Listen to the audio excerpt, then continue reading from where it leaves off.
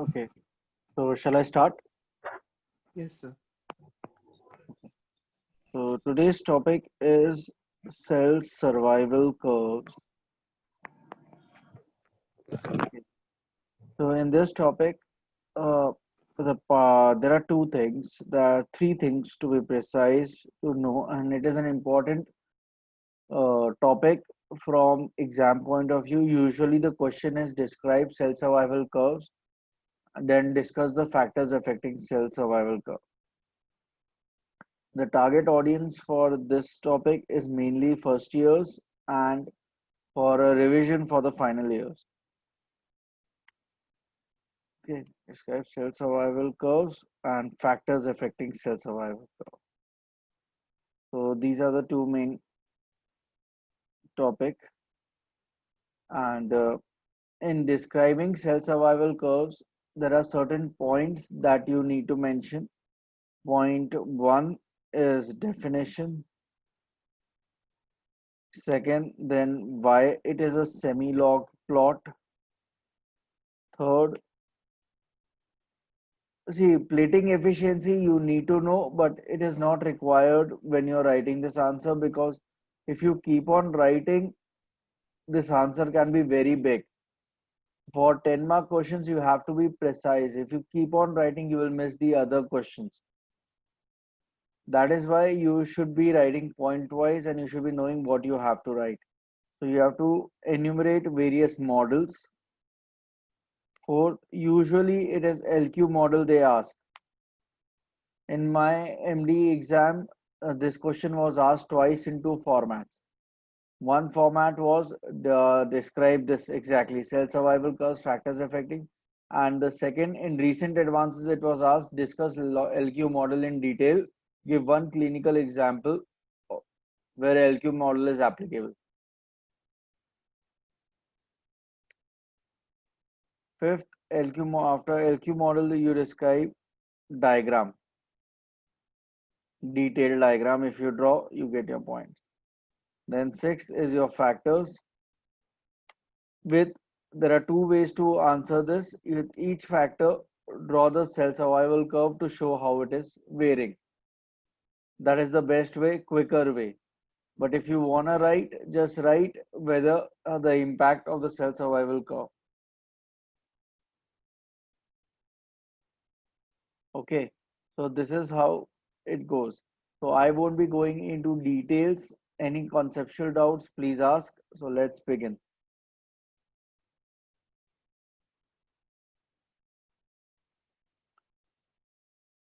So cell survival curve, this is nothing but a cell cycle showing how the cell progresses through G1 through S to G2 through M. And I believe you all know what is cell cycle, or do you want me to explain cell cycle also?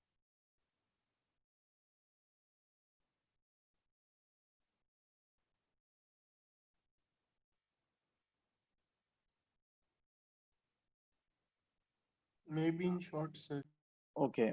So basically, see, a cell is either in G0 phase, that is when it is not multiplying, and or if it is multiplying, it is in G in a cell cycle phase. When it is in a cell cycle phase, it starts from G1, where it prepares itself, it gets all the raw material required for S phase.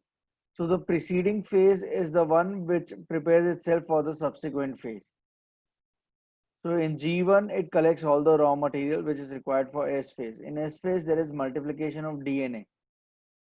So for whatever material is required for DNA replication, this is accumulated at G1. Okay.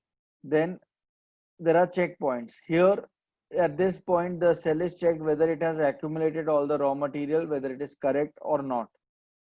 And if it is correct, so it passes forwards. Then once the replication happens, it goes into G2 phase where it prepares for mitotic phase. So once it gets committed to mitotic phase, it multiplies. Okay. From radiation sensitivity point of view, I guess you all know that the least sensitive or the most radio resistant phase is the S phase, and the most sensitive phase is G2M phase. It's pretty simple to understand because radiation kills by DNA damage. So if it is killing by DNA damage, maximum DNA S phase में, तो इसके लिए maximum damage यहाँ पे होगा. Because maximum replication process happening, maximum repair happening, maximum enzymes are here. So take care of the damage इधर हो सकता है, that is why radio resistant. And most sensitive phase here because this is the phase when the cell is multiplying. So that is the time when if it is not repaired, the cell will get killed. Okay. So this is your cell cycle. Now coming to radiation induced DNA damage. Okay. So what is D0?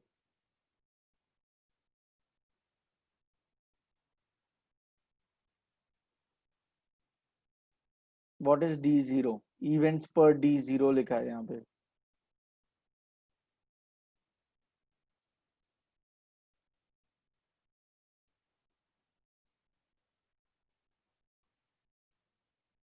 I think we have already discussed this. What is D0?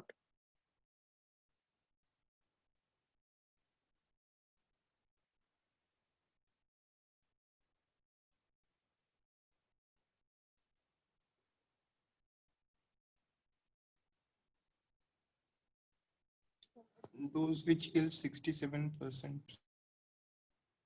67? No.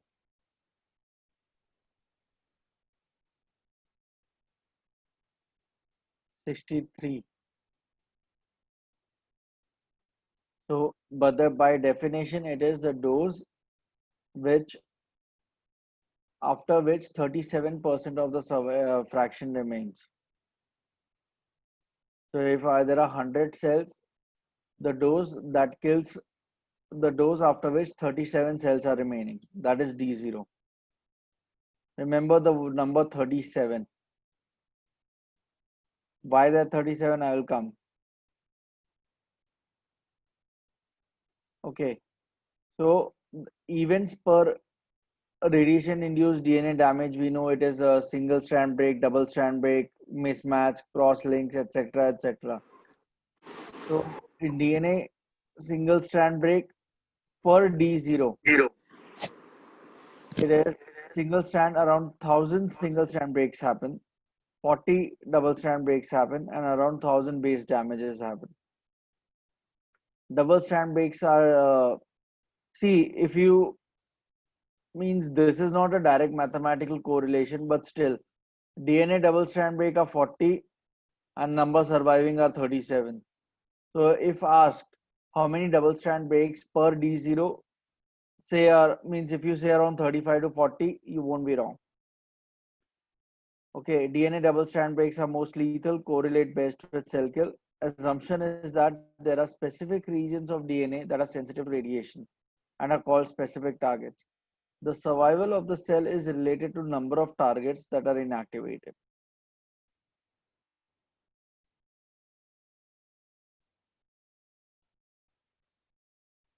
Okay, so again, these are various DNA repair mechanisms.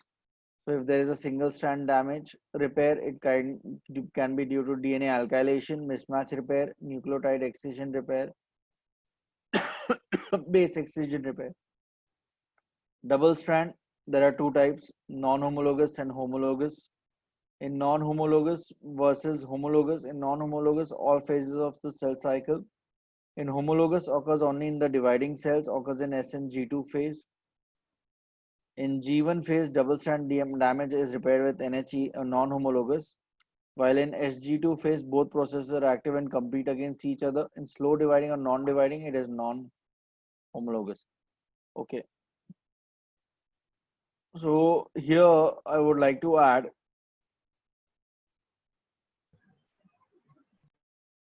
the repair mechanism of DNA is pretty simple. Okay. Identify, cordon off, cut it, or to use a better word, remove, replace, and join. Okay.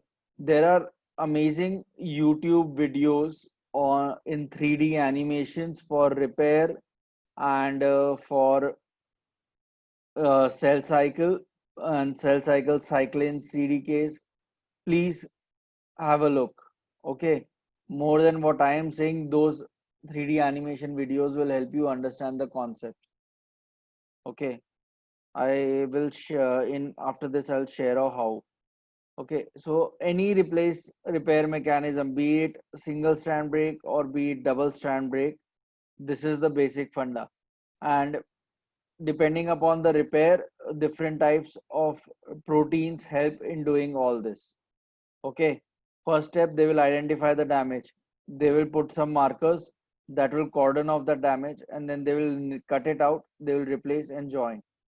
In non-homologous versus homologous, you have to remember that in non-homologous end joining, it is exactly like this. Okay, what it does, instead of replace part, it just removes it and it joins the two ends together. Okay, in homologous, what happens, after removing the damaged parts, you get a raw materials and you replace identically with the same that has been removed.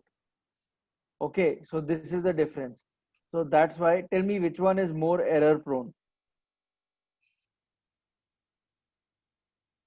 which according to you will be more error prone. Excuse me, I have to take a call. Hello.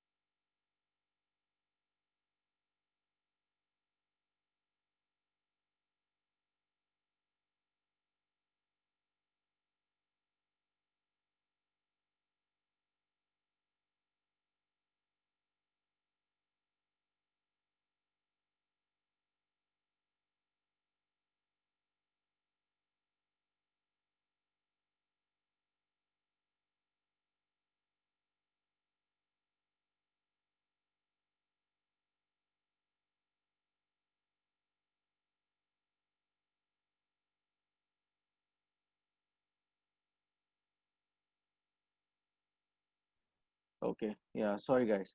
See, in non-homologous versus homologous, what happens that the DNA strands, have you understood this repair mechanism basic template?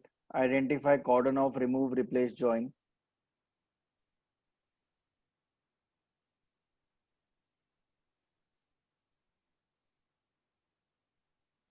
Uh, have you understood this basic thing? Okay, sure. See, what happens whenever there is a DNA damage? Okay, so to repair that damage, it follows certain processes. any damage, be it single strand, be it base damage, be it double strand, any damage, the process more or less remains the same. The first step is there are sensor proteins which identify the damage. Once the damage is identified, okay, then they cordon off that area. The ends of that damage are marked so that the means this is the area which is damaged. Now they will remove that damage area. Okay, after removing, that damage is replaced, and once the damage is replaced, it is joined so that it becomes the same DNA as ever. This is the entire repair process for any damage. Now in double strand breaks, when the two strands are broken, so either what happens, the replaced part is not there. After removing, the ends are just simply joined to one another. Whereas in case of homologous, in homologous repair, what happens? Just like if you remember from your first year and 12th standard, DNA replication and RNA replication, there was a primer, there was a template. From that template, you get the nucleotides. Similar thing happens. There is a template, okay, from where you get the raw material, and both the strands are again filled. Okay. Do you want me to go in further detail in this? Tell me, then I will share a very nice video. Okay. So, once.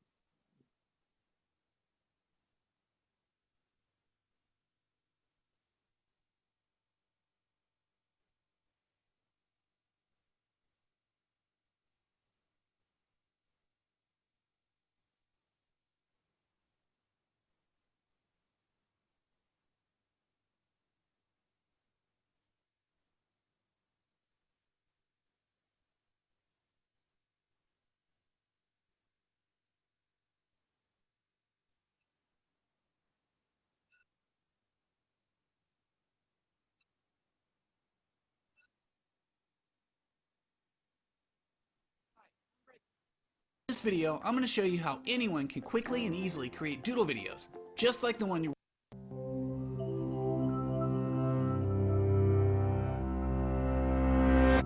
The DNA in just one of your cells gets damaged tens of thousands of times per day. Multiply that by your body's 100 trillion or so cells, and you've got a quintillion DNA errors every day. And because DNA provides the blueprint for the proteins your cells need to function, damage causes serious problems, such as cancer. The errors come in different forms. Sometimes nucleotides, DNA's building blocks, get damaged. Other times nucleotides get matched up incorrectly, causing mutations. And nicks in one or both strands can interfere with DNA replication, or even cause sections of DNA to get mixed up. Fortunately, your cells have ways of fixing most of these problems, most of the time. These repair pathways all rely on specialized enzymes. Different ones respond to different types of damage. One common error is base mismatches. Each nucleotide contains a base, and during DNA replication, the enzyme DNA polymerase is supposed to bring in the right partner to pair with every base on each template strand, adenine with thymine and guanine with cytosine. But about once every 100,000 additions, it makes a mistake. The enzyme catches most of these right away and cuts off a few nucleotides and replaces them with the correct ones. And just in case it missed a few, a second set of proteins comes behind it to check. If they find a mismatch, they cut out the incorrect nucleotide and replace it. This is called mismatch repair. Together, these two systems reduce the number of base mismatch errors to about 1 in 1 billion. But DNA can get damaged after replication too. Lots of different molecules can cause chemical changes to nucleotides. Some of these come from environmental exposure, like certain compounds in tobacco smoke. But others are molecules that are found in cells naturally, like hydrogen peroxide. Certain chemical changes are so common that they have specific enzymes assigned to reverse the damage. But the cell also has more general repair pathways. If just one base is damaged, it can usually be fixed by a process called base excision repair. One enzyme snips out the damaged base, and other enzymes come in to trim around the site and replace the nucleotides. UV light can cause damage that's a little harder to fix. Sometimes it causes two adjacent nucleotides to stick together, distorting the DNA's double helix shape. Damage like this requires a more complex process called nucleotide excision repair. A team of proteins removes a long strand of 24 or so nucleotides and replaces them with fresh ones. Very high-frequency radiation, like gamma rays and X-rays, cause a different kind of damage. They can actually sever one or both strands of the DNA backbone. Double-strand breaks are the most dangerous. Even one can cause cell death. The two most common pathways for repairing double-strand breaks are called homologous recombination and non-homologous end joining. Homologous recombination uses an undamaged section of similar DNA as a template. Enzymes interlace the damaged and undamaged strands, get them to exchange sequences of nucleotides, and finally fill in the missing gaps to end up with two complete double-stranded segments. Non-homologous end joining, on the other hand, doesn't rely on a template. Instead, a series of proteins trims off a few nucleotides and then fuses the broken ends back together. This process isn't as accurate. It can cause genes to get mixed up or moved around, but it's useful when sister DNA isn't available. Of course, changes to DNA aren't always bad. Beneficial mutations can allow a species to evolve, but most of the time, we want DNA to stay the same. Defects in DNA repair are associated with premature aging and many kinds of cancer. So if you're looking for a fountain of youth, it's already operating in your cells, billions and billions of times a day.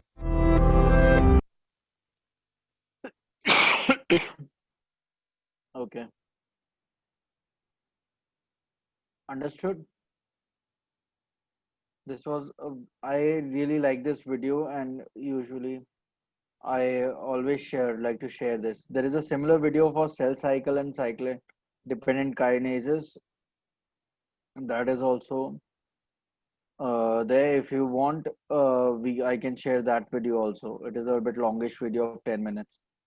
Do you want? Okay.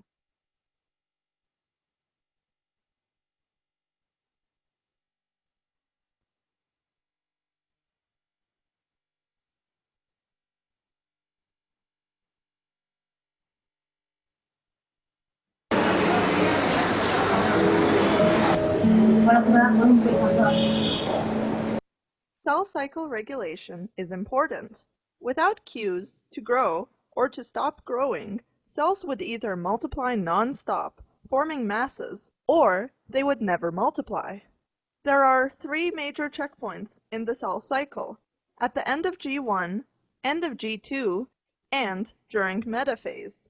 Progression through checkpoints is mediated by cyclins, CDKs, and tumor suppressors.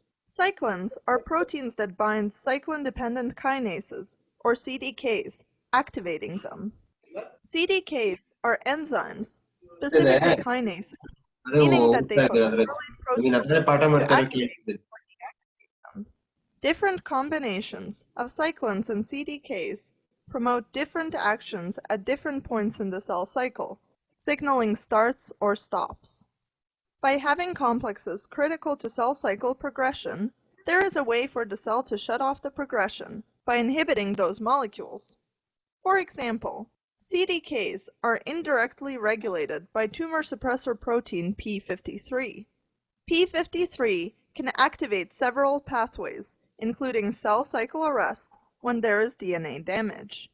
I will go into the details of this mechanism in another video, but in this video, we will look at the functions of cyclins and CDKs throughout the cell cycle. If we unroll the cell cycle to form a graph with time on the x-axis and concentration of cyclins on the y-axis, we can see the amounts of different cyclins present at different points in the cycle, showing which cyclins are needed when. A cell can switch from G0, or cell cycle arrest, to G1 once cells have achieved a critical size. For multicellular organisms, growth factors and mitogens, which are substances encouraging cell division, need to be present. For unicellular organisms, nutrients must be adequate in surroundings. Once G1 is initiated, cyclin D is synthesized and drives the G1S phase transition. In eukaryotes, cyclin D binds with CDK4 and CDK6. These two complexes can partially phosphorylate retinoblastoma tumor suppressor protein, or RB for short. RB is bound to E2F, a transcription factor. When the cyclin D CDK4 and cyclin D CDK6 complexes partially phosphorylate RB, it loosens its grip on E2F. E2F can then activate transcription of the cyclin E gene. Cyclin E binds CDK2, and this complex fully phosphorylates RB, completing its inactivation. Cyclin E also phosphorylates P27-KIP1, an inhibitor of cyclin D. Phosphorylation of P27-KIP1 tags it for degradation. Degradation of this protein promotes expression of cyclin A. E2F also promotes transcription of cyclin A by removing the repressor molecule cell cycle responsive element, or CCRE, from the promoter, allowing the cell to enter S phase. The action of E2F on cyclin A expression is part of a negative feedback loop, since the cyclin A CDK2 complex phosphorylates E2F, preventing it from removing the repressor molecule. Cyclin A is the only cyclin that plays a role in the regulation of two cell cycle stages. It can activate two CDKs, CDK2 and CDK1. When cyclin A forms a complex with CDK2, it allows the cell to progress to S phase. Meanwhile, binding of cyclin A to CDK1 allows entry into M phase. During S phase, cyclin A resides in the nucleus. It directs the initiation and completion of DNA replication. Critically, cyclin A ensures that DNA replication only occurs once per cell cycle by preventing assembly of excessive replication complexes. How does it accomplish this? Well, remember how cyclin E is around at the end of G1? One way in which it helps the cell move into S phase is by initiating assembly of the pre-replication complex. This complex is needed for DNA replication to occur and forms at the origin of replication.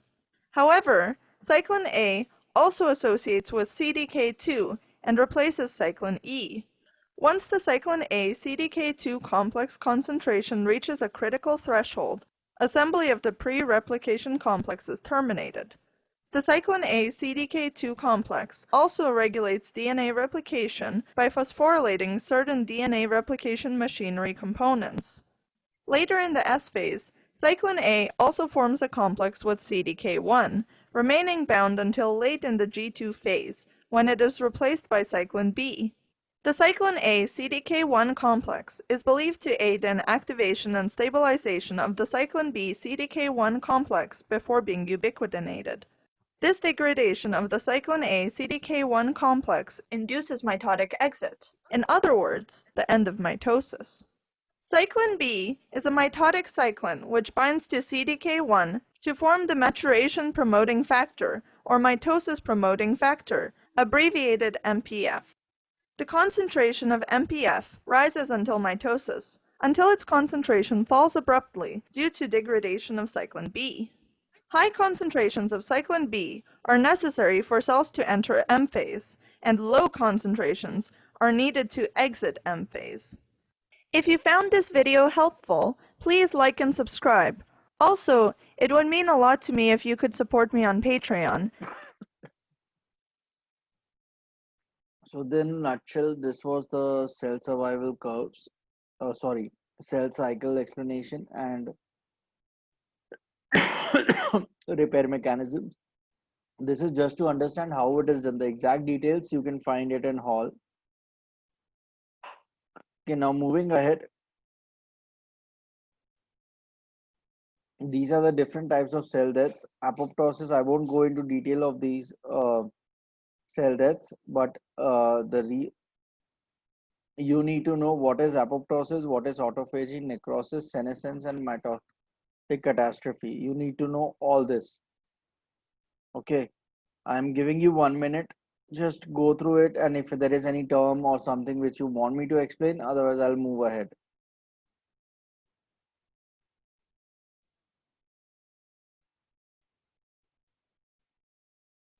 Most important in this will be apoptosis, because on the basis of type of cell death, your cell survival curve varies. That is the reason it is important.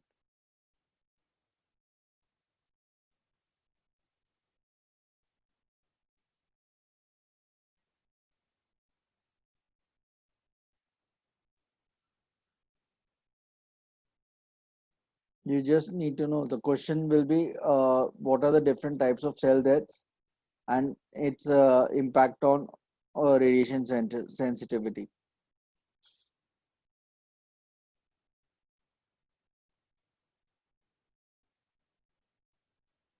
So now coming to the topic, cell survival curve. It describes the relationship between radiation dose and the proportion of cells that survive. In other words, it describes the plot of surviving fraction against dose. So cell survival curves come under the general heading as dose effect or dose response curve. So the first in vitro cell survival curve for mammalian cells radiated with X-rays by Theodore Puck and Marcus in University of Colorado Medical Center, Denver, reported in 1956. See how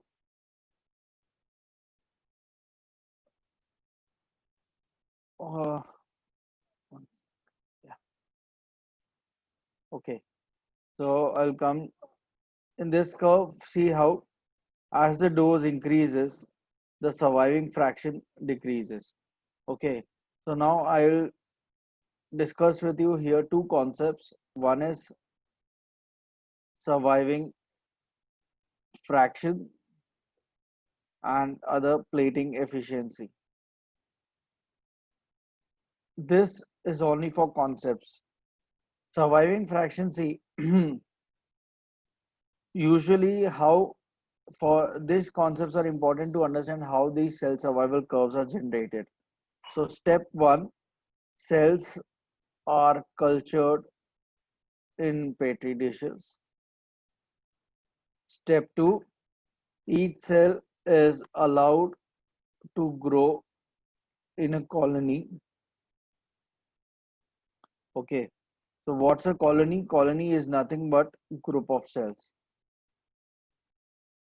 Okay, so once it is grown, then that dish is exposed group of cells which are visible to naked eye.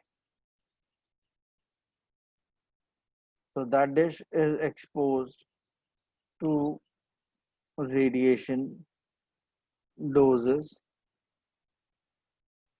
So number of colonies observed. So the plot is, say, suppose at 0 gray or no dose, 100 colonies are observed. Okay, at 2 gray, you see 80. At 4 gray, you see 60. So this is the plot, but this is not the surviving fraction. It is the number of colonies surviving. The surviving fraction is at 2 gray, surviving fraction is 80 divided by 100. That is 0.8. Okay, So in other words, number of colonies observed divided by number of colonies at control or without radiation into 100%.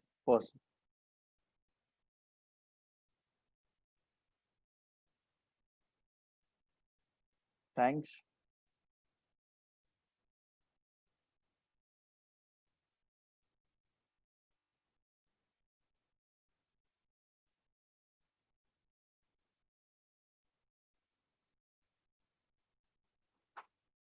Okay, so number of colonies observed divided by number of colonies at control into 100. Now, ideally, if one cell is supposed to make 100 colonies, or sorry, one colony, if I am showing 100 cells, ideally I should have 100 colonies, but usually I see around 80 colonies. So this is called as plating efficiency. This happens because of mechanical cell damage, comma, cell break, comma, clumping. If it is less space and more cells, so it might clump and you see two colonies as one, etc. So this is called as plating efficiency, which is number of colonies observed divided by number of colonies which should ideally be present. So which is, suppose 80 should be present, so 80 upon 100. Okay. So which is plating efficiency is 0.8. So here you have to add into plating efficiency.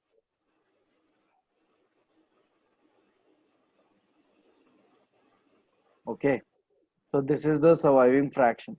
Nobody is going to ask you in exam, but this is for the concept, so that you know how a surviving fraction is made. Okay.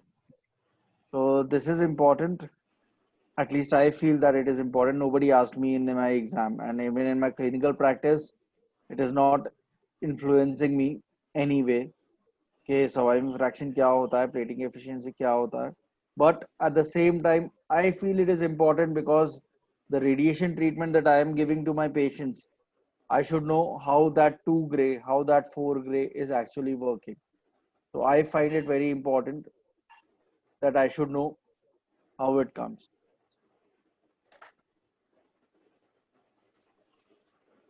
Okay, so now I'll just take 5 minutes and then we are done for the day. I will just finish two more concepts. One is why, yeah, this was another is I said earlier said a semi-log plot.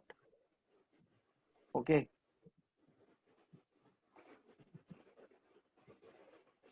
Okay. What will see, semi-log means in cell survival curve on y-axis we have surviving fraction,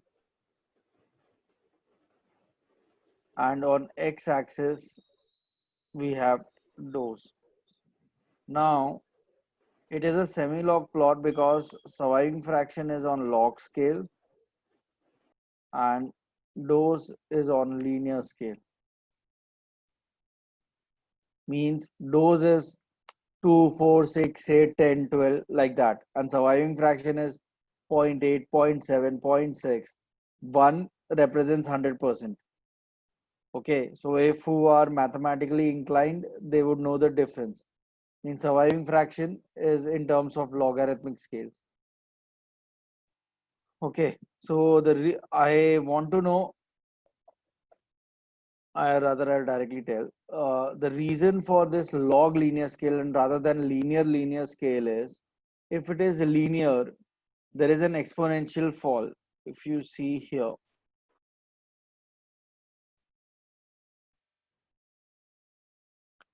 see this figure, this is a linear plot, surviving fraction and dose. It's a linear plot. Okay, this is how your survival curve will look. Now, if you see even small changes, we are not able to appreciate. Whereas in a semi-log plot, small changes you are able to appreciate on this line.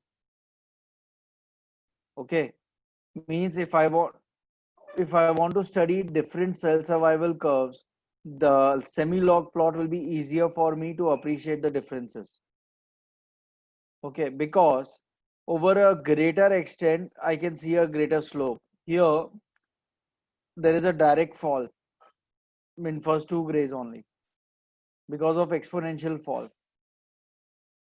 I won't be able to appreciate finer differences between different factors, and that is why it is log linear, means log linear plot or semi-log plot. Okay, so I will end today at this. We will start with the LQ model next coming Thursday, and after that we'll finish with factors. Any doubts? Anything?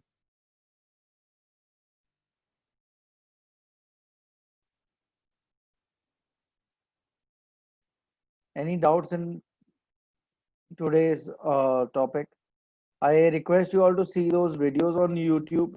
They are pretty straightforward. Okay. Thank you. See you next Thursday. Thank you so much, sir. It was indeed a very nice lecture, and we thank you so much for spending your precious time, sir. Thank you so much, sir. Thank you.